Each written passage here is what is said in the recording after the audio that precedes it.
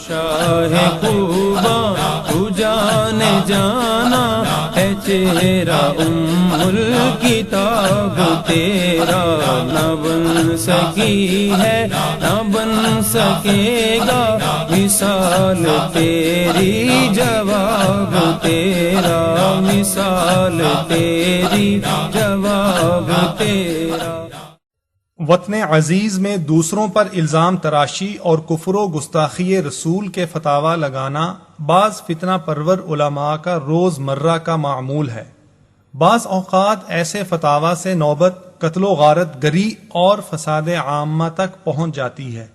ان فتنہ پرور نام نہاد علماء سے اگر کوئی اختلاف کرے تو اس پر بھی کفر و ارتداد اور گستاخی رسول کے فتاوی لگا دیے جاتے ہیں۔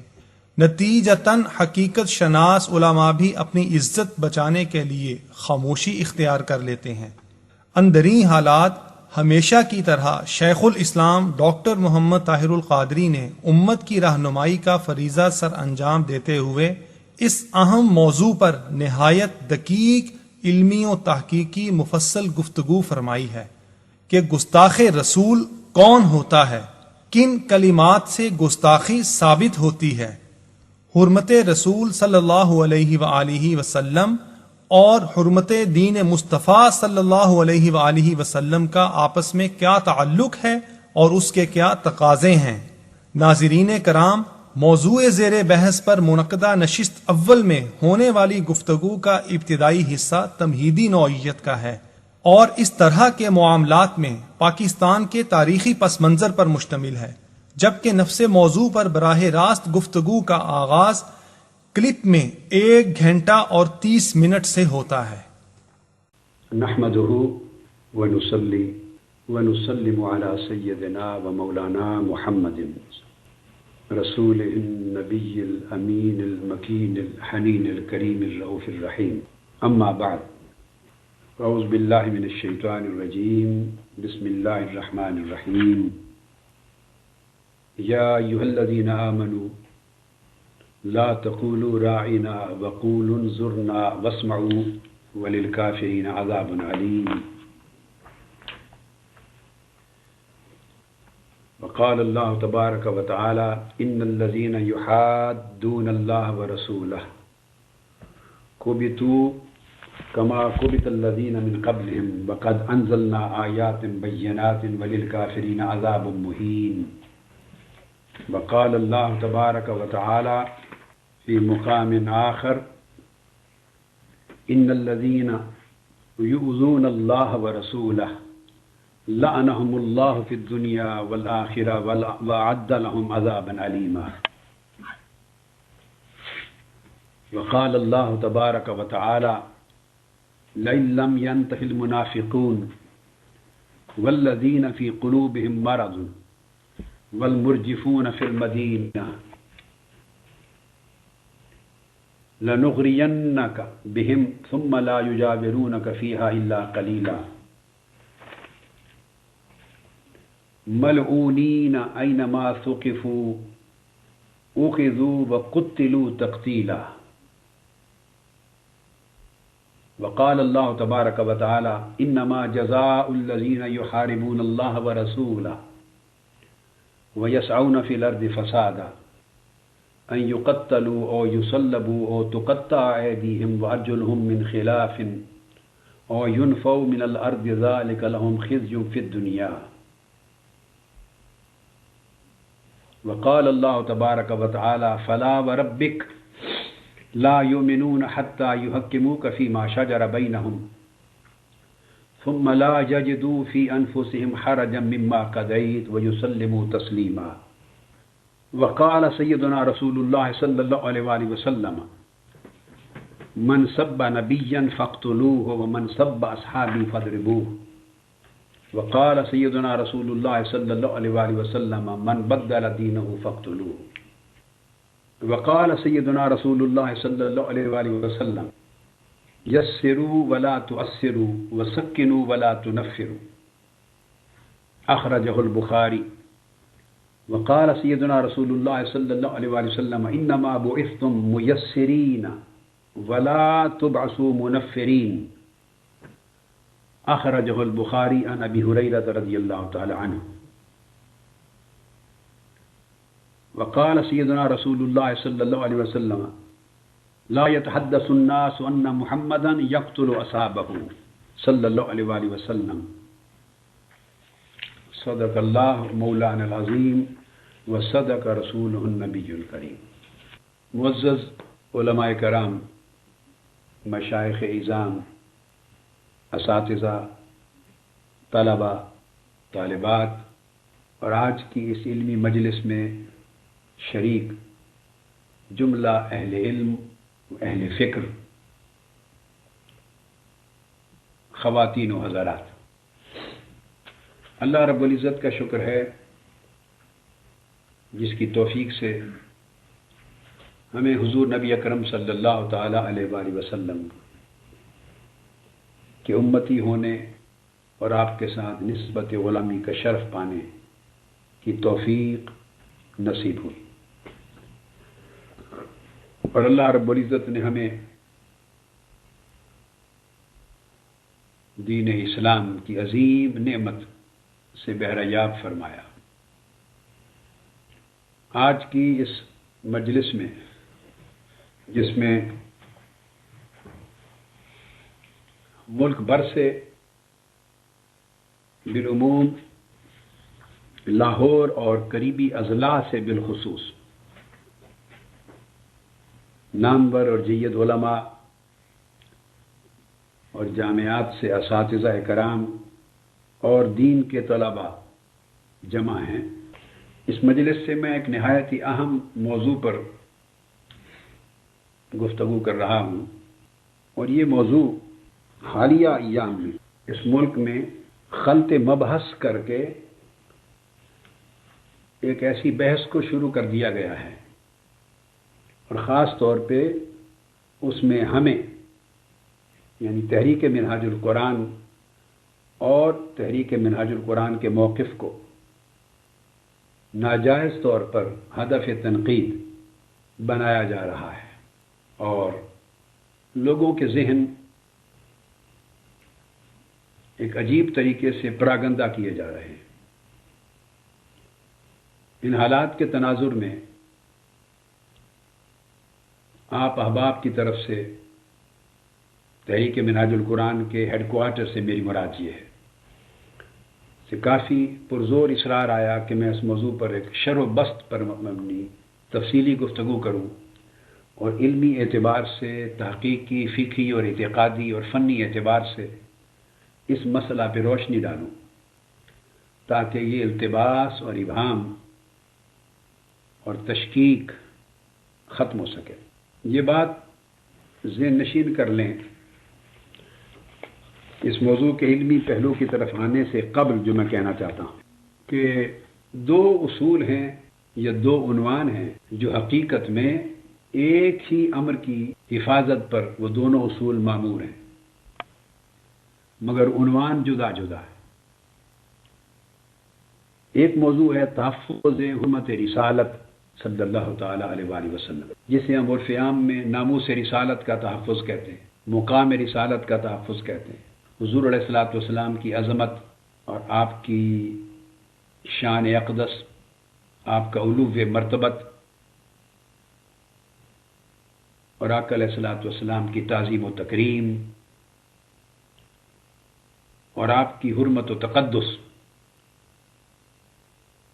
آپ کی ذات کی، اس کے تحفظ کا اہتمام کرنا اور اس کے تحفظ کی ضمانت فراہم کرنا۔ دوسرا اسی حقیقت کا ایک اور پہلو ہے، اور وہ ہے تحفظ حرمت دین، کہ جو دین آقا علیہ الصلوۃ والسلام لے کر آئے اور امت کو جو دین عطا کیا، الیوم اکملت لکم دینکم واتممت علیکم نعمتی ورضیت لکم الاسلام دینا، اور آقا علیہ السلام کا فرمان کہ انی قد ترکت فیکم امرین ان تمسکتم بہما لن تضلوا، کتاب اللہ و سنتی، وہ دین جو اللہ کی کتاب اور سنت رسول صلی اللہ علیہ وآلہ وسلم اور کتاب و سنت سے مراد پوری تعلیمات محمدی کا پیکج ہوتا ہے، آقا علیہ الصلوۃ والسلام کی عطا کردہ پوری تعلیمات، ان کی حرمت کا تحفظ کرنا تاکہ دین کا مذاق نہ اڑے۔ تحفظ حرمت رسالت کا مقصود یہ ہوتا ہے کہ کوئی بدبخت آقا علیہ السلام کی شان میں زبان درازی نہ کرے، کوئی بدبخت حضور علیہ الصلوۃ والسلام کی ذات اقدس پر، آپ کی صفات عالیہ پر، آپ کے اخلاق حسنہ پر، آپ کے کمالات پر، آپ کی عظمتوں پر، آپ کے شرف پر، آپ کے علو پر، مرتبت پر کوئی نہ کیچڑ اچھالے، نہ تخفیف کرے، نہ استحقار کرے، نہ استخفاف کرے، نہ اس میں کمی کرے، نہ اس کی طرف عیب منسوب کرے، نہ برائی منسوب کرے، جس کو سب و شتم کہتے ہیں عربک میں، فقہا اور ائمہ کی اصطلاح میں، تو اس کو ساب الرسول کہتے ہیں، ہم اس کو اردو میں گستاخ رسول کہتے ہیں، کہ ساب نہ ہو، شاتم نہ ہو آقا علیہ السلام کا، اور آقا علیہ السلام کی ذات اقدس کے خلاف اپنے بغض و عناد کو نہ کھولے، اور آپ کی شان اقدس پر حملہ آور نہ ہو۔ تو ایسے بدبخت کی زبان درازی سے، کہ جو آقا علیہ السلام کی شان اقدس پر زبان درازی کرے اور آپ پر عیب منسوب کرے اور آپ کی ذات اقدس پر طعن کرے، وہ کتے سے بھی زیادہ بدبخت اور ملعون ہے، اور جہنم کے سب سے گھٹیا درجے کا ایندھن ہے۔ تو اس کے لیے کہا کہ واجب القتل ہے، اس کی سزا قتل ہے، اس پر اجماع ہے، کتاب و سنت سے ثابت ہے، کوئی اختلاف نہیں، یہ مسلمات دین میں سے اصول ہے۔ تو تحفظ حرمت رسالت کا مقصد یہ ہوتا ہے کہ آقا علیہ الصلوۃ والسلام، جن کی وجہ سے ہم زندہ ہیں، ہمیں دین ملا، ہمیں ایمان ملا، ہمیں قرآن ملا، ہم مسلمان ہوئے، ہمیں اسلام کی نعمت نصیب ہوئی، جن کے قدموں کے صدقے، نالین پاک کے تصدق سے سب کچھ ملا اور ہمیں ساری نعمتیں نصیب ہوئیں، اور ہماری شناخت ہے، ہم امت محمدی اور خیر الامم بنے۔ اگر ہم آقا علیہ السلام کی عزت اور عظمت اور حرمت کا تحفظ نہیں کر سکتے تو پھر لعنت ہے ہمارے جینے پر، پھر ہمیں اس دنیا سے مٹ جانا چاہیے، ہمیں زندہ رہنے کا اس زمین پر کوئی حق نہیں ہے اگر ہم اپنے آقا علیہ الصلوۃ والسلام کی عزت و حرمت کی حفاظت کرنے کے لیے تیار نہیں۔ تو ایسے بے غیرت اور بے حس اور بے حمیت لوگوں کے زندہ رہنے سے ان کا مر جانا بہتر ہے۔ یہ خلاصہ ہے، نچوڑ ہے تحفظ حرمت رسالت کے قانون کا، اور اس کا مقصود یہ ہے۔ اب اس کا ایک دوسرا رخ ہے اسی ہی حقیقت کا۔ ہماری بدقسمتی یہ ہے کہ ہم چونکہ دین کے معاملات کو علم اور تحقیق اور شعور کی آنکھ سے نہیں دیکھتے، صرف جذبات کی آنکھ سے دیکھتے ہیں، اور جذبات کے ساتھ بھی قوت ساری جہالت کی، لا علمی کی، عدم تحقیق کی ہوتی ہے۔ جذبات ہی سے جہاد ہوتا ہے، جذبات ہی سے جان کی بازی لگائی جاتی ہے، جذبات ہی سے قربانیاں ہوتی ہیں، جذبات ہی سے غزوات ہوئے۔ جذبات صاف ظاہر ایمان کو محفوظ کرنے کا ایک شاندار وسیلہ ہے، مگر جن جذبات میں اور جس جوش میں ہوش نہ رہے، عقل نہ رہے، شعور نہ رہے، علم نہ رہے، علمی دیانت نہ رہے، تحقیق نہ رہے، تفقہ نہ رہے، تو پھر وہ جذبات انسان کو انتہا پسند بھی بناتے ہیں، دہشت گرد بھی بناتے ہیں، بسا اوقات راہ حق سے بھی ہٹا دیتے ہیں، گمراہ بھی کر دیتے ہیں۔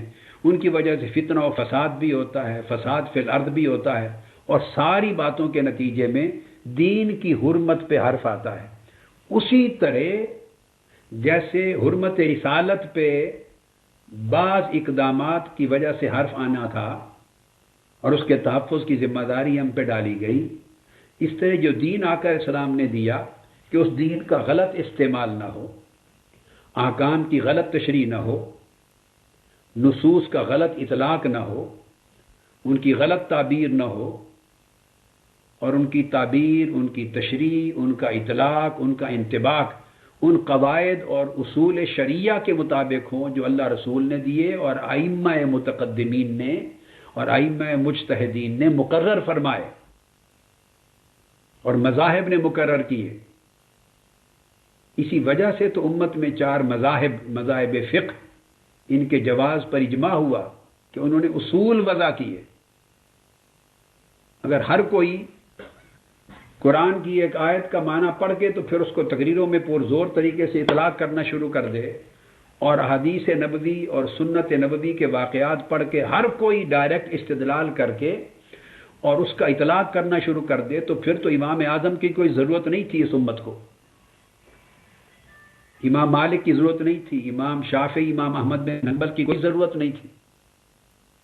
حدیثیں چھپی ہوئی ہیں، کتابیں حدیث کی سب کے ہاتھ میں ہیں، تو جو لوگ پھر مانتے نہیں مذاہب فقہ کو، وہ یہی تو کہتے ہیں کہ سب کچھ قرآن بھی ہمارے ہاتھ میں ہے، حدیث بھی ہاتھ میں ہے، پھر براہ راست ہر بندہ پڑھے اور اس کے ساتھ اطلاق کرتا پھرے، تو پھر آپ دیکھیں ہزاروں اطلاقات بن جائیں گے، جس کی جو سمجھ ہوگی، جتنی سطح ہوگی، جتنا شعور ہوگا، جو اس کا ذوق ہوگا، جو اس کے جذبات کہیں گے، جو ماحول کہے گا، بس اسی پر اطلاق ہوتا چلا جائے گا۔ اگر یہ روش ہو جائے تو اس سے حرمت دین کی اہانت ہوتی ہے۔ پہلی صورت میں اہانت رسول کا ارتکاب ہوتا تھا، حرمت دین کی خلاف ورزی ہوتی، حرمت رسول کی صلی اللہ علیہ وسلم۔ دوسری صورت میں حرمت دین پر حرف آتا ہے کہ جب اس طرح آپ کرنے لگ جائیں تماشا، اور ہر کوئی کتاب و سنت کی احادیث کا، واقعات کا، آیات کا من مرضی غلط اطلاق کرنا شروع کر دے، اور اس سے پھر بڑے مزہ کا خیز نتائج نکلیں، تو اسلام ہے، ہم اس دور میں بیٹھے ہیں۔ پہلے بھی بہت سے لوگ، کتنے لوگ رہ گئے ہیں اس ملک میں جو دین پر اور اس عقیدہ اسلامی پر سختی سے کاربند ہیں۔ آپ دیکھ لیں 18 کروڑ میں کتنے لوگ ہیں جو نماز پنجگانہ پڑھنے والے ہیں، کتنے لوگ ہیں جو نماز جمعہ پابندی سے پڑھتے ہیں، کتنے لوگ ہیں جو مذہبی جماعتوں کو ووٹ دیتے ہیں۔ یہیں سے آپ تناسب کا اندازہ کر لیں کہ دین کو سچے دل سے چاہنے والے کتنے ہیں، اور دین سے عملاً یا فکراً کتنے لوگ ہیں جو بیزار ہیں یا دور ہیں یا لا تعلق ہو گئے ہیں، جس کو ہم سیکولر کہتے ہیں۔ اور یہ کیفیت پھر صرف ہماری ملک پاکستان کی موجودہ یعنی عدد کی نہیں ہے، بلکہ اگلی جو نوجوان نسلیں ہیں وہ ہر گھر کے اندر دین سے بے بہرا ہو رہی ہیں۔ خال خال گھر بچ گئے ہیں جن کے بچے دین پر عمل پیرا ہیں، وہ سیکولر ہو رہے ہیں، کیونکہ ایک گلوبل ولیج بن گیا ہے پوری دنیا، شرق تا غرب۔ کفر اتنا تیزی سے پھیل رہا ہے، سیکولرزم کی یلغار اتنی تیزی سے ہو رہی ہے، لا دینیت کی، غیر مذہبیت کی اتنی بڑی سخت یلغار ہے، اور پھر دین گریز قوتیں، دین سے دور لے جانے والی قوتیں اتنی طاقتور ہیں کہ وہ کمزور رشتے جو دین سے بچ گئے ہیں امت کے اور نئے نوجوان مسلمان نسل کے، وہ تیزی سے توڑ رہے ہیں وہ قوتیں۔ تو اس طرح کے اگر اقدامات ہم کرنے لگیں گے، جو تعبیر غلط ہوگی، اس کا اطلاق غلط ہوگا، تو وہ اس کو تضحیق کریں گے، اس کو مزہ کا خیز سمجھیں گے، اور پھر اسلام کو بربریت کی طرف منسوب کرنے لگ جائیں گے۔ تو خوشگوار پہلو ہمارے غلط اقدامات اور غلط تشریحات اور غلط جذبات کی وجہ سے ناگوار پہلو میں بدل دیا جائے گا۔ لوگ اس کا بیڈ امیج لیں گے، دین بدنام ہوگا، حرمت دین پہ حرف آئے گا، تعلیمات محمدی پہ حرف آئے گا۔ تو جب تعلیمات محمدی مسخ ہونے لگے اور اس کا مذاق اڑنے لگے، استہزاء اڑنے لگے ہمارے کسی طرز عمل سے، تو وہ بھی بالواسطہ گستاخی رسول پہ جا کے منتج ہوگا یہ عمل، کہ ہم نے آقا علیہ السلام کی عزت و حرمت کو مجروح کر دیا آپ کے دین کی تعلیمات کو مجروح کرنے کے ذریعے۔ اس سے لوگوں کے ذہنوں کو غلط میسج جائے گا۔ لہذا مسئلہ کیا ہے اور کیا نہیں ہے، اس کو بڑے غور سے سمجھنے کی ضرورت ہے۔ تو میں اس کو ایک ترتیب کے ساتھ چلوں گا۔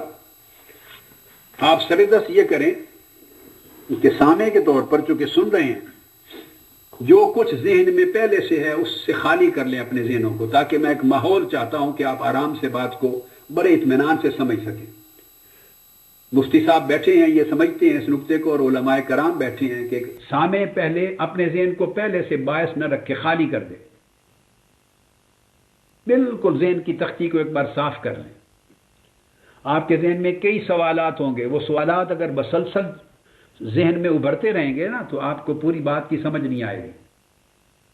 جب گفتگو میری ختم ہوگی تو کوئی ایک سوال بھی ایسا نہیں رہ چکا ہوگا جس کا جواب آپ کو نہ مل جائے. گفتگو کے اختتام تک ہر سوال کا جواب ہو چکا ہوگا. جو موضوع میں آج لینا چاہتا ہوں، اس موضوع سے جتنے متعلق سوالات ہو سکتے ہیں. بعض چیزیں ارریلیونٹ ہوں گی، ان کو میں آج نہیں لوں گا. جو چیزیں ارریلیونٹ ہیں وہ میں نہیں لوں گا. جو ریلیونٹ ہے، ایک مضمون، ایک ہی موضوع ہے، صرف ایک، اس سے متعلقہ جتنے سوالات ہیں سب ایڈریس ہو جائیں گے. میری کوشش ہوگی انشاءاللہ کہ کوئی ایک گوشہ بھی اس کا خالی نہ رہے، کوئی پہلو تشنا نہ رہے. اگر آپ اپنے ذہنوں میں وہ سوال رکھیں گے تو آپ کے ذہن میں ایک الجھاؤ رہے گا، اضطراب رہے گا کہ فلاں واقعہ کا کیا، فلاں واقعہ کا کیا جواب ہے، فلاں چیز کا کیا ہے. تو اس سے پھر آپ بات کو سمجھ نہیں پائیں گے. میں ہر چیز آرام آرام سے اپنی ترتیب کے ساتھ بیان کرنا چاہتا ہوں، اور آپ میرا طریقہ جانتے ہیں. ہمیشہ پڑھنے پڑھانے، درس دینے سکھانے کا سب ایک طریقہ، یہ ایک مطالعہ ہے، سمجھیں. یہ ایک ہماری ایک نشست ہے جس میں ہم ایک مطالعہ کر رہے ہیں. تو الٹیمیٹلی ہر چیز آ جائے گی. آپ بالکل گرد و پیش کے ماحول سے اپنے آپ کو، ذہن کو جدا کر لیں، بالکل جدا کر لیں، خالی کر لیں ذہن کلیتاً، یکسوئی سے، تاکہ جس بات کو میں سمجھانا چاہوں ترتیب سے سمجھتے چلے جائیں. میں ایک بات کر رہا ہوں گا، بعض اوقات ممکن ہے آپ کا ذہن کو اگلا کوئی اور سوال سوچ رہا ہو جس کو میں اس وقت نہیں کر رہا، میں نے آگے چل کے بات کرنی ہے اس پر. تو آپ کے ذہن میں اور میری بات میں آپس میں ہم آہنگی نہیں رہے گی. اس لیے طریقہ یہ ہے جیسے میں نے سمجھایا کہ بالکل خالی ذہنوں کے سنیں اور اینڈ پر جا کے آپ ایک نتیجے پہ انشاءاللہ پہنچ جائیں گے. اب میں اس کی ابتدا اس گفتگو کی یہاں سے کرنا چاہتا ہوں کہ جو ایک ماحول کریٹ کر دیا گیا، کیا یہ ماحول دین کے لیے اور دینی معاملات کو سمجھنے کے لیے اور دین کی حرمت کو اور حرمت رسول صلی اللہ علیہ وسلم اور حرمت دین دونوں کے تحفظ کے لیے کیا یہ ماحول درست ہے؟ اور یاد رکھ لیں کہ دونوں کو کبھی جدا نہیں کرنا چاہیے. اب ہمارے ہاں روش میں چونکہ انتہا پسندی ہے اور فقیہانہ انداز نہیں ہے سوچ میں، عالمانہ، محققانہ، فقیہانہ انداز نہیں ہے. لہذا ہم یہ کہہ دیتے ہیں کہ ہم اس کو یوں بنا دیں گے کہ حرمت دین کیا ہوئی جب حرمت رسول ہی محفوظ نہ رہی. یہ خطیبانہ طریقے ہیں، عامیانہ طریقے ہیں کہ جب تحفظ ناموس رسالت نہ ہوا تو پھر کس دین کی حرمت. یعنی یہ واعظانہ نعرے ہیں، عوام الناس کے جذبات کو مشتعل کرنے اور انہیں بہکانے اور انہیں اچھالنے کے لیے یہ جملے. کبھی اس طرح کے کلمات فقہا، ائمہ، علماء، اسلاف، محققین، مجتہدین کبھی استعمال نہیں کرتے تھے. یہ روش ہی نہیں ہے اہل علم کی. دونوں چیزیں لازم و ملزوم ہیں. کوئی شک نہیں اس بات میں کہ اگر ناموس رسالت اور حرمت رسالت کا تحفظ نہیں ہے تو پھر دین کا تحفظ کیا ہوگا. بے شک کوئی شک نہیں، صحیح ہے. مگر اس کا دوسرا رخ بھی ہے، جب حرمت دین کا تحفظ نہیں رہے گا تو پھر کس رسول کی حرمت کی حفاظت کرتے پھریں گے آپ؟ جب لوگ دین سے ہی منحرف ہو جائیں گے اور دین کو گالی دینے لگیں گے اور دین سے بیزار متنفر ہو جائیں گے تو رسول پاک صلی اللہ علیہ وسلم کی حرمت کون ان کے دلوں میں ڈالے گا؟ وہ دین بھی تو آقا علیہ السلام نہیں دیا تھا. تو نوجوان نسل آج کثرت کے ساتھ یاد رکھ لیں، ان کی گمراہی گستاخی رسول سے نہیں شروع ہو رہی. وہ گستاخ نہیں ہو رہے بگننگ، وہ سیکولر ہو رہے ہیں، غیر مذہبی ہو رہے ہیں، لا دین ہو رہے ہیں. جب وہ غیر مذہبی ہو جاتے ہیں، لا دین ہو جاتے ہیں، ٹوٹلی دین کا انکار کرنے لگتا ہے ان کا ذہن، اور دین کی حجیت، دین کی ضرورت، دین کا تقدس، دین کی حرمت، دین کی افادیت، اس پر سے اعتماد ان کا ختم ہو جاتا ہے. تو لام والا پھر اس میں سے قرآن بھی نکل گیا، سنت رسول بھی نکل گئی، حرمت رسول بھی نکل گئی، عزت رسول بھی نکل گئی، عظمت رسول بھی گئی، محبت رسول بھی گئی، عشق رسول بھی گیا. جب دین کا حیا نہ رہا تو پھر باقی کون سے رسول کا حیا، کس خدا کا حیا، کس قرآن کا اور کسی سے؟ یہ دونوں چیزیں لازم و ملزوم ہیں. یہ بات کرنے کے طریقے ہیں. بعض لوگ جذباتی طریقے سے لوگوں کے جذبات سے کھیلتے ہیں اور ایسے جملے بولتے ہیں کہ لوگ تھوڑی دیر کے لیے ٹھٹر جاتے ہیں. میں آپ کے ساتھ جو پوری بات کروں گا یہ قرآن و حدیث کے عہد رسالت مآب سے لے کر امام اعظم ابو حنیفہ سے لے کے ملا علی قاری اور علامہ ابن عابدین تک 1400 سال کی علم کی تاریخ کا اجمال دوں گا آپ کو پورا.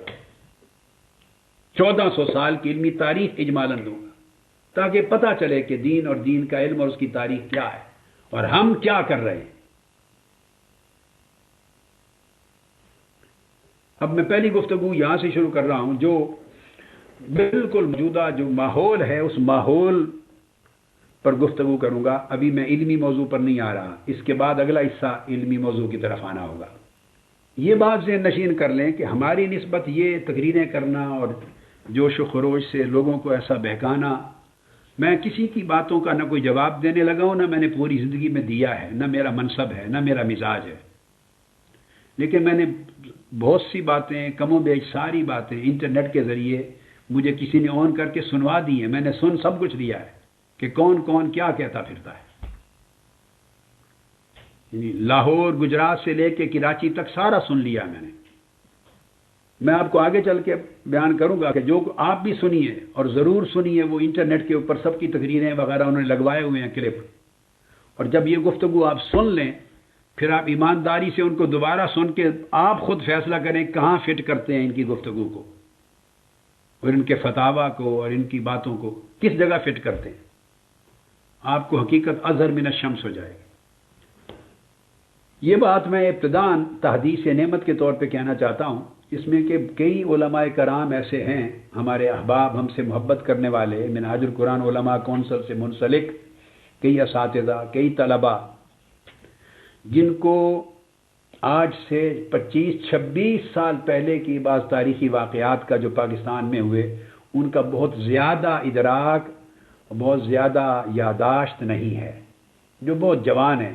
یعنی اگر 25-26 سال پرانی بات میں کر رہا ہوں تو کئی ایسے ہیں. عمر رسیدہ لوگوں کو علم ہے. ہماری نسبت یہ الزام گستاخی رسول کا یا گستاخان رسول کی حمایت کرنے کا یہ لگانا، میرا خیال ہے اس صدی کا اس سے بڑا جھوٹ اور تہمت اور بہتان اور کذب کوئی نہیں ہوگا. جن لوگوں کی اور جس شخص کی پوری زندگی اس کرۂ ارضی پر عشق رسول کے فروغ میں بیتی ہے، پوری زندگی عظمت رسول کے درس دیتے گزری ہے اور آقا علیہ السلام کی شان میں گستاخی کرنے والوں کے خلاف علمی جہاد کرنے میں بیتی ہے، اور جس نے انہیں شکست دے کر بالکل ڈیفنس پہ، دفاع کی حالت میں لاگے کھڑا کر دیا، شرق سے غرب تک اور عرب سے عجم تک. اور آج بھی ہر روز جس کے خطاب کو آپ گھر میں ٹی وی پہ بیٹھ کے ہر روز عشق رسول اور ادب رسول اور عظمت رسول اور حرمت رسول کے درس سنتے ہیں، اور آقا سے توسل کے اور آقا سے شفاعت کے اور آقا سے محبت کے اور آقا کے ساتھ نسبت کے اور آقا کے غلاموں سے نسبت، حضور کے جوڑوں کے نسبت، مدینہ طیبہ کی گلی کوچوں کی خاک کی نسبت، یعنی یہ چیزیں بتا کے قرآن و سنت سے لوگوں کے عقیدے کو اتنا پختہ کر دیا ہے کہ جو لوگ سر اٹھا نہیں سکتے تھے اب الحمدللہ فخر سے چلتے ہیں. اور جن لوگوں نے اس ہمارے عقیدہ عشق رسول کو جہالت کے ساتھ تعبیر کر کے بزعم خود اپنے طور پہ گویا موت کے گھاٹ اتار دیا تھا، یوں سمجھتے تھے، اور اب روتے ہیں کہ یہ عقیدہ زندہ ہو گیا. ان میں سے کسی کے پاس دلائل سے رد کرنے کی جرت نہیں رہی. جس شخص کی پوری زندگی اس عمل میں گزری اور گزر رہی ہے اور گزرتی رہے گی، اور جس نے ہر موقع پر حرمت رسول اور عظمت رسول کے تحفظ کے لیے، جب ان میں سے کوئی کچھ نہیں کر سکا، شکست کھا گئے، تو پھر اسی کو کہا ہے اور اسی نے میدان میں آ کے آقا علیہ السلام کی خدمت سگانہ کی ہے. حضور کی بارگاہ کے ایک ادنا کتے کے طور پہ اپنے آقا اور مالک کی عزت و حرمت کی حفاظت کے لیے لڑا ہے. وہ ان کے اوپر ایسی زبان تراز کرنا اور اس تحریک منہج القرآن کے لیے کہنا جس نے گھر گھر عشق رسول کے چراغ روشن کیے ہیں اور عظمت رسول کے درس اور جھنڈے بلند کیے ہیں، جن کا جینا مرنا صبح و شام کا درس یہ ہے. اور ایسا کہنے والوں کا اللہ بہتر جانے کی نسبت کچھ نہیں کہتا، گناہ ہے کہنا. خدا بہتر جانے کہ کبھی یہ لوگ دعوے کرنے والے اس وقت اور فتوے ہم پہ لگانے والے، ان کی کبھی آنکھ ذکر رسول میں پتہ نہیں بھیگی بھی ہے یا نہیں پوری زندگی. اپنی آنکھیں بھی کبھی حضور کے عشق میں بھیگی ہیں یا نہیں؟ یہ ہجر و فراق رسول میں کبھی بھیگی بھی ہیں یا نہیں؟ کہ ان کے دل میں بھی کبھی لرزہ حضور کے عشق و محبت کا تڑپ، کبھی آنسو برسے ہیں یا نہیں؟ ان کی اپنی نجی زندگی میں مظاہر کیا ہے عشق رسول کے اور ادب رسول کے اور محبت رسول کے اور سنت رسول کے اور تقوی کے اور دینداری کے کیا مظاہر ہیں ان کی ضدی نجی زندگی میں؟ اللہ پردہ ہی رکھے ہر ایک کے اوپر تو اچھا ہے. میں یہ بات نہیں کرنا چاہتا، مگر خدا خوفی کی بات ضرور کرتا ہوں کہ اللہ کا خوف ہونا چاہیے، کچھ حیا ہونا چاہیے، کچھ لحاظ ہونا چاہیے بات کرنے میں. تو میں اس لیے تحدیث نعمت کے طور پہ بتانا چاہتا ہوں کہ یہ قانون تحفظ حرمت رسالت کا، ناموس رسالت کا 295C، یہ جو قانون بنا اس ملک میں ریکارڈ پر لانا چاہتا ہوں کہ یہ کس کی کوشش سے بنا تھا. یہ قانون بنوایا ہی میں نے تھا.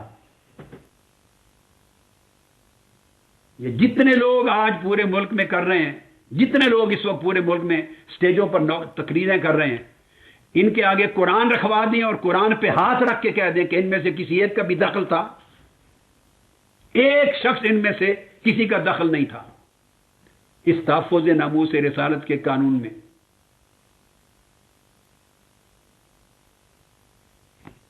یہ 1985 میں وفاقی شرعی عدالت میں بحث چلی تھی.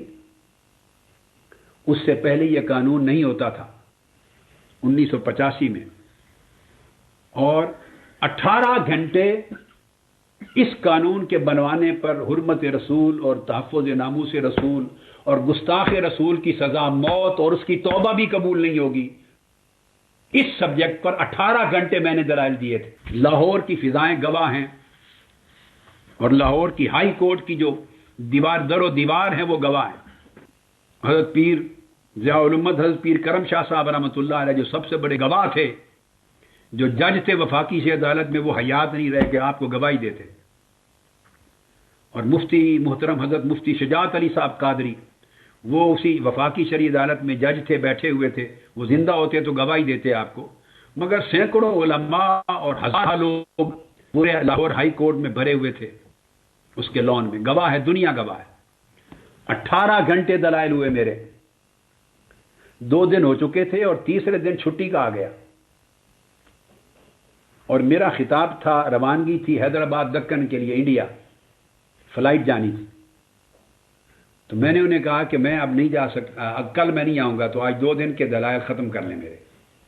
عدالت نے ریکویسٹ کی کہ رک جائیں. میں نے کہا نہیں، میری فلائٹ ہے، ہفتے میں 1 جاتی ہے شاید یا 2، تو میرا خطاب ہے ہزار لاکھوں لوگوں کا اجتماع ہوگا تو وہ مس نہیں کر سکتا.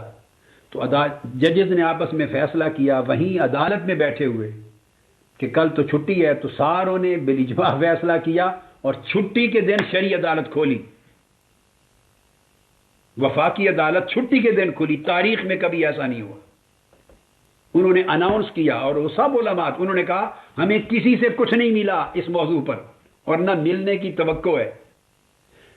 جو دلائل، جس طرح کی تصریحات، تشریحات، فقہی قانونی تنقیحات، ترجیحات، جو چیزیں ہم چاہتے ہیں، تخریجات، وہ کسی سے نہ ملی ہیں نہ ملیں گی. ہمارا مسئلہ انہی سے حل ہونا ہے. میرا نام لیا، لہذا انہوں نے اناؤنس کیا کہ کل چھٹی نہیں ہوگی، عدالت پھر بیٹھے گی. اور میری خاطر عدالت کھلی اور تیسرے دن دلائل مکمل کیے. 18 گھنٹے مکمل ہوئے. اور میں آپ کو بتانا چاہتا ہوں کہ اس وقت صرف ہماری مخالفت کی وجہ سے، میں نام نہیں لوں گا، ہمارے ساتھ ذاتی اناد اور مخالفت کی وجہ سے کچھ نامور علماء اور مفتیان کرام، نامور، وہ کتابیں لے کر، درخواست لے کر وفاقی شرعی عدالت میں پہنچ گئے تھے. وہ آفیشلی بلائے نہیں گئے تھے. انہوں نے درخواست دی کہ ہمیں بھی موقع دیا جائے، ہم میں کچھ معروضات پیش کرنا چاہتے ہیں. بار بار درخواست دی تو ان کی درخواست پر عدالت نے کہا کہ کچھ بعض علماء درخواست دے رہے ہیں کہ کچھ موقع دیا جائے، تو چلو ان کو بھی دلائل ختم ہونے کے بعد موقع دیا جائے گا. تو ان کو تھوڑا سا موقع دیا اور انہیں حرمت رسول بھول گئی، عشق رسول بھول گیا، ادب رسول بھول گیا، ناموس رسالت بھول گئی. صرف ہماری ذاتی مخالفت، اناد اور عداوت کی وجہ سے انہوں نے آ کے میرے مخالفت میں دلائل دیے. اس وقت یہ سارے لوگ کہاں تھے جو آج سٹیجوں پر چڑھ کے تو گستاخ رسول کا حامی بناتے ہیں اور گستاخان کا ساتھی بناتے ہیں؟ ان کے خلاف فتوے کیوں نہیں دیے تھے؟ زبانیں کیوں چپ رہیں؟ اس کا مطلب ہے کہ ایجنڈا ہے، کچھ پرابلم ہے، آپ اس کو سمجھا کریں۔ انہوں نے بھری عدالت میں مخالفت میں دلائل دیے۔ اب آپ پوچھیں گے وہ کیا تھے؟ میں سٹینس یہ لے رہا تھا اور یہی قانون بنوایا۔ میرا پوائنٹ آف ویو یہ تھا کہ جو بھی گستاخی رسول کا مرتکب ہو، مسلمان ہو یا غیر مسلم، مرد ہو یا عورت، مسلمان ہو، یہودی ہو، عیسائی ہو، ہندو ہو، کوئی ہو، یا مرد ہو یا عورت ہو، جو گستاخی رسول کا مرتکب ہو اس کی سزا قتل ہے۔ نمبر 1، اس میں کوئی استثناء نہیں۔ آگے چل کر بتاؤں گا، مجھے علم ہے کہ اس مسئلے پر اختلاف ہے، میں آگے آپ کو سمجھاؤں گا۔ آج آپ کو مسئلہ سمجھاتا ہوں۔ یہ موقف مالکیہ کا اور حنابلہ کا ہے، اور شوافی بھی ان کے ساتھ ہیں۔ احناف کا موقف یہ نہیں ہے۔ احناف میں اس موضوع پر اختلاف پایا جاتا ہے، آگے چل کے بتاؤں گا میں آپ کو۔ ہمارے حنفی فقہا اور ائمہ، امام اعظم اور ہمارے ائمہ حنفی فقہ کے، وہ گستاخی رسول سے یا جو مرتد ہو جائے اس کو گستاخ رسول کو مرتد کے زمرے میں ڈالتے ہیں، اس میں کافر کو، ذمی کو، یہودی عیسائی کو مستثنا قرار دیتے ہیں کہ اس کی سزا قتل نہیں ہوگی، تعزیر ہوگی۔ یہ باتیں میں آگے بتاؤں گا چل کے۔ میں جانتے ہوئے اس موقف کو، مگر اس میں متاخرین نے دوسرا قول بھی لیا ہے۔ متقدمین ائمہ احناف کا اکثریتی قول وہ ہے جو میں نے بتا دیا۔ متاخرین احناف نے دوسرا بھی لیا ہے کہ بلا استثناء قتل ہوگا۔ دوسری بات میں نے یہ موقف لی تھی کہ اسے جو ہر مرتد کے لیے توبہ کی اجازت ہے، استطابت ہوگی، مگر گستاخ رسول سے توبہ کا نہیں پوچھا جائے گا، اس کو اسٹیٹ اوے قتل کر دیا جائے۔ اگر آپ نے توبہ کا راستہ اس کے لیے کھلا چھوڑا تو یہ تو گستاخی کے راستے کھل جائیں گے۔ ہر شخص جو گستاخی کرے گا اگلے دن توبہ کر لے گا، گستاخی کرے گا توبہ کر لے گا۔ یہاں 10,000 لوگ گستاخ نکل آئیں گے، اللہ نہ کرے، اللہ نہ کرے۔ اگر کسی نے کی، اس کو پتا ہے کہ توبہ سے قانون میں درج ہے، توبہ کر لے تو سزا معاف، تو اس کی سزا معاف ہو جائے گی، اور آقا علیہ السلام کی شان اقدس میں زبان درازی کے راستے کھلیں گے۔ میں اس وجہ سے دوسرا موقف یہ لے رہا تھا، عدم قبول توبہ، کہ گستاخ رسول کی توبہ بھی قبول نہیں ہوگی۔ اب مجھے یہ بھی علم تھا کہ اس پر بھی اختلاف ہے۔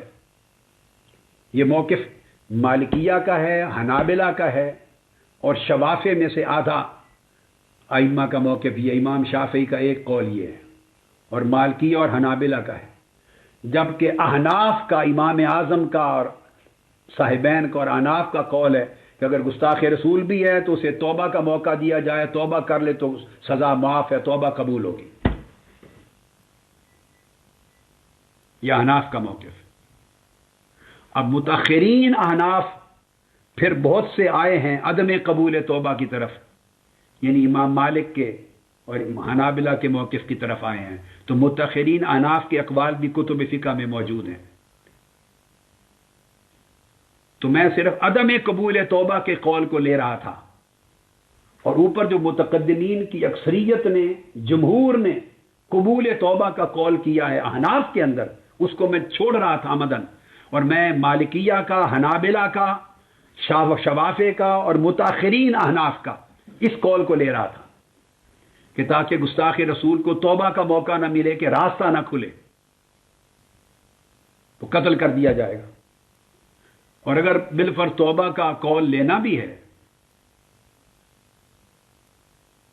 وہ میں آگے عرض کرتا ہوں۔ تیسرا ایک اختلاف تھا، میں نے کہا تھا اس میں نہ کسی مرد کا ہوگا استثناء نہ عورت کا۔ جیسے واقعات ہوتے ہیں، کبھی گستاخی کسی مرد سے ہو گئی، کبھی عورت سے ہو گئی۔ تو مالکیہ، حنابلہ، شوافی تینوں مذاہب میں استثناء نہیں ہے، مرد ہو یا عورت سب کے لیے سزا قتل ہے۔ امام اعظم نے اور احناف نے پھر عورت کو مستثنا کیا ہے، اگر عورت مرتکب ہوگی، مرتدہ ہو جائے گی تو اس کی سزا قتل نہیں ہے۔ لا تقتل المرأة المرتدہ، عورت مرتد ہو جائے گی اگر، چونکہ امام اعظم اور فقہاء احناف گستاخی رسول کو ارتداد میں لیتے ہیں، یہ میں آگے سمجھاتا ہوں آپ کو بحث کیا ہے. اور باقی جو مذاہب ہیں وہ سزائے قتل کو، گستاخی کی سزا کو ردہ میں نہیں لیتے، وہ سزائے قتل کو حد میں لیتے ہیں. احناف کہتے ہیں کہ یہ ردہ ہے، ارتداد ہے، تو ارتدادن قتل کیا جائے گا، جیسے کہ مرتد کی سزا قتل ہے. مگر جب مرتد بنا لیا تو مرتد کے لیے شرط ہے کہ پہلے اسے توبہ پیش کی جائے، کچھ دن دیے جائیں، اگر توبہ کا موقع دے، توبہ کر لے تو چھوڑ دیا جائے گا، معاف کر دیا جائے گا، نہ کرے تو پھر قتل کیا جائے گا. اگر ارتداد میں لے لیں مرتد تو اس کے لیے توبہ کا موقع فراہم کرنا لازم ہو جاتا ہے. امام مالک، احمد بن حنبل اور شوافع ان کا موقف ہے کہ سزا ردتن نہیں ہوگی، ارتدادن نہیں ہوگی، بلکہ حدن ہوگی. سب رسول اور گستاخی رسول کی حد ہے. تو اگر وہ توبہ بھی کر لے، بھلا توبہ بھی کر لے، تو توبہ کرنے سے بھی اس کے گناہ کی حد معاف نہیں ہوتی، تو سزائے قتل پھر بھی جاری ہوگی. تو میں اس موقف کو لے رہا تھا. میرے نزدیک یہ مسئلہ صرف فقہ کا نہیں تھا، چونکہ مسئلہ عقیدہ کا بھی تھا. تو میں نے امام مالک کو اور امام احمد بن حنبل اور امام شافعی کو اور متاخرین احناف، ہر ایک مسئلے میں متاخرین احناف میں کئی، ان تمام کے موقف کو ترجیح دیتے ہوئے اس کو اپنایا کہ حکمت یہ ہے کہ قانون اتنا سخت ہونا چاہیے. اور تیسری بات جو میں نے اگلی عرض کی تو یہ استثناء تھا کہ عورت بھی قتل ہوگی، جبکہ احناف کی اکثریت، جمہور احناف کا یہ ہے کہ اگر عورت مرتکب ہو تو قتل نہیں کی جائے گی، عورت مرتد ہو تو قتل نہیں ہوگی، تعزیر اور سزائے قید ہوگی. یہ دو تھے، ایک قبول اور عدم قبول توبہ، ایک مرتدہ قتل ہوگی یا نہیں ہوگی، اور تیسرا میں ایک اور لے رہا تھا، اس میں مسلم اور غیر مسلم کا بھی امتیاز نہیں ہے. میں نے دلائل دیے تھے، مسلمان گستاخی کرے تب بھی قتل، غیر مسلم کرے تب بھی قتل، سزا اس کی ایک. اس پر بھی اختلاف.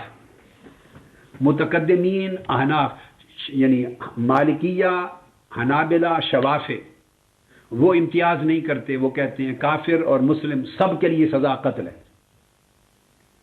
احناف کے ہاں سن لیں، اگر غیر مسلم، کافر یا ذمی، یہود و نصارہ، عیسائیوں میں سے کوئی گستاخی کرے تو اس کی سزا قتل نہیں ہے.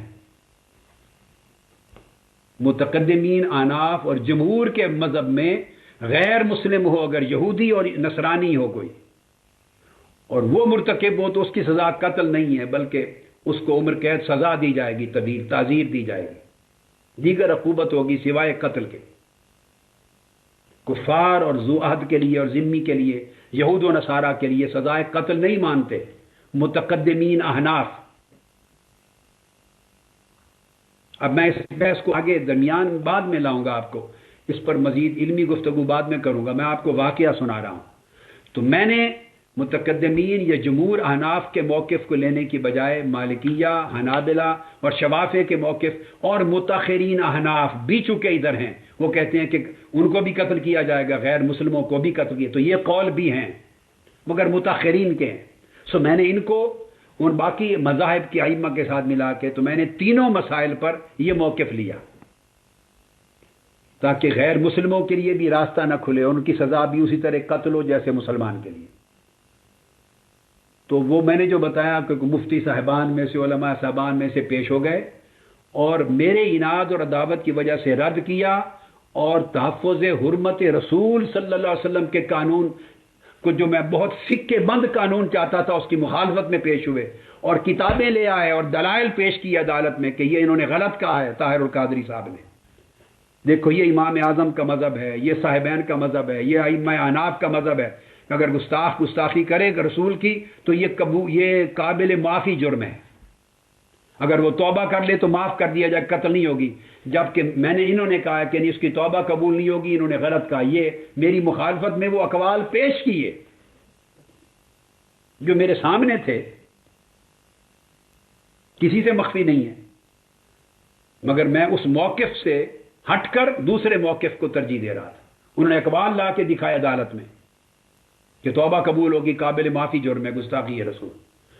دوسرا انہوں نے کہا کہ عورت و مرد سب قتل ہوں گے. کہنے لگے یہ جاہل ہے، اس نے پڑھا نہیں ہے کتابوں میں، یہ اس نے کتابیں پیش کر دی لا کے کہ لکھا ہوا ہے کہ عورت اگر ارتداد کرے گی خواہ گستاخی رسول کا تو قتل نہیں کی جائے گی، عورت کی سزا قتل نہیں ہوگی. یہ حوالے پیش کر دیے. میں ان کے منہ کو تک رہا تھا. اندازہ کر لیں اس وقت میرا عالم کیا ہوگا کہ ایک شخص لڑ رہا ہے حرمت رسول کی عظمت کے لیے، ناموس رسول کے لیے، تاکہ گستاخی کے سارے راستے اور سب امکانات بند ہو جائیں. مسلم و کافر، عورت اور مرد، اور توبہ کرنے والا اور غیر تائب، سب کے لیے جس نے حضور کی گستاخی کی وہ بے ایمان قتل ہو جائے اور کتے کی طرح جہنم میں رسید کر دیا جائے جو گستاخ رسول ہے. میں سارے راستے استثناء کے بند کرنا چاہتا تھا.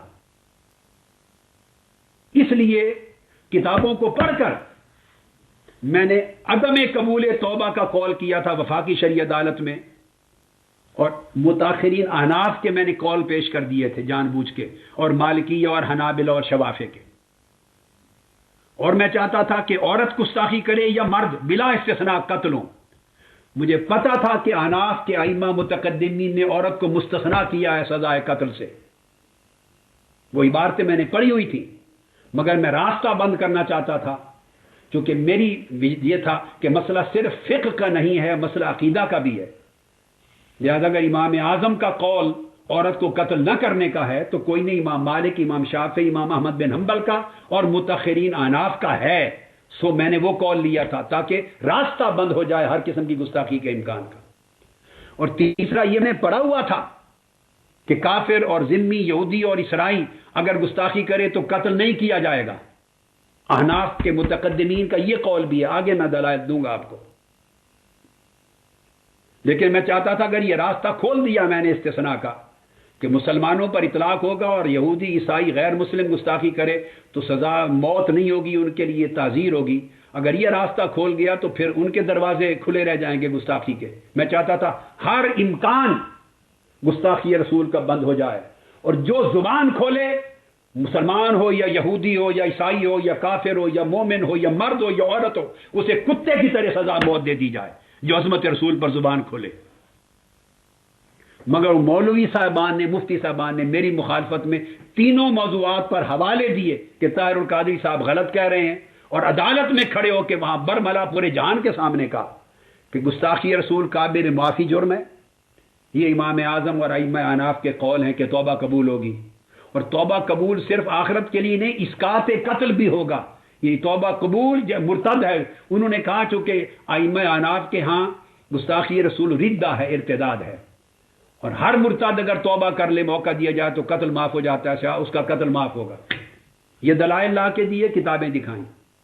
اور یہ دلائل دیے کہ قادری صاحب کہہ رہے ہیں کہ عورت بھی قتل ہوگی گستاخی رسول پر. انہوں نے کہا یہ غلط کہا انہوں نے، یہ احناف کی کتابوں کے میں ہے موقف ہے کہ عورت قتل نہیں کی جائے گی. اور تیسرا میں نے کہا تھا مسلم و کافر، یہودی عیسائی بھی کرے وہ بھی قتل ہوگا.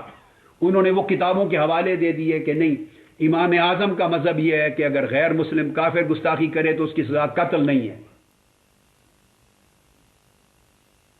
اس کی تعزیر کی سزا قید ہوگی، اور اب وہ توبہ کر لے، اسلام قبول کر لے تو معاف ہو جائے. اب اندازہ کر لیں اس وقت یہ فتوے لگانے والے کہاں تھے، سارے جہان کو پتا ہے. اور جب عدالت ختم ہوئی تھی وفاقی شرعی عدالت، تو وہ جن دو علماء کرام کا میں نے نام لیا آپ کو، حضرت مفتی شجاعت علی قادری صاحب رحمۃ اللہ علیہ اور حضرت قبلہ پیر کرم شاہ صاحب رحمۃ اللہ تعالی علیہ، وہ باہر نکلے. میں نے اپنی آنکھوں سے دیکھا، ان میں سے ایک نے وہ بعض مفتی صاحبان کے کندھوں پر ہاتھ رکھا، کہا مولوی صاحب کسی کی قادری صاحب کی ذاتی عداوت و دشمنی اپنی جگہ، رسول پاک سے دشمنی تو نہیں کرنی تھی. عداوت قادری صاحب سے تھی، تمہیں رسول پاک سے تو نہیں تھی. وہ تو آقا دو جہاں کی عزت اور حرمت اور ناموس کے تحفظ کا قانون بنوا رہے تھے اور اس میں شدت اختیار کر رہے تھے، سارے راستے بند کر کے. اس کا مطلب یہ نہیں تھا کہ انہوں نے وہ عبارتیں نہیں پڑھی تھی احناف کی، مگر وہ سخت موقف لے رہے تھے تاکہ قانون سخت بنے. اور آپ کے ظلم کی، عداوت اور تعصب کی یہ حالت ہے کہ آج رسول پاک کی حرمت کے قانون کے خلاف آگے بولیں آپ، اور راستے کھلوائے ہیں قابل معافی بنوانے کے لیے، اور کافروں کے لیے گستاخی کا راستہ کھلوایا. کچھ حیا کرتے، یہ انہوں نے ان کو شرم دلایا، مگر کون شرم لیتا ہے. مگر یہ سارے لوگ کہاں تھے اس وقت؟ ان کے خلاف تو کبھی فتوے نہیں لگائے کہ گستاخی کی حمایت کی ہے. تھوڑا آپ سوچ بوجھ سے کام لیا کریں، یہ ایجنڈے ہوتے ہیں. پھر یہ ہوا، میں پورا واقعہ آپ کو بتا لوں. 1985 میں جب 18 گھنٹے کے دلائل میرے مکمل ہو گئے تو اس وقت جنرل ضیاء الحق کی حکومت تھی اور شورا تھی.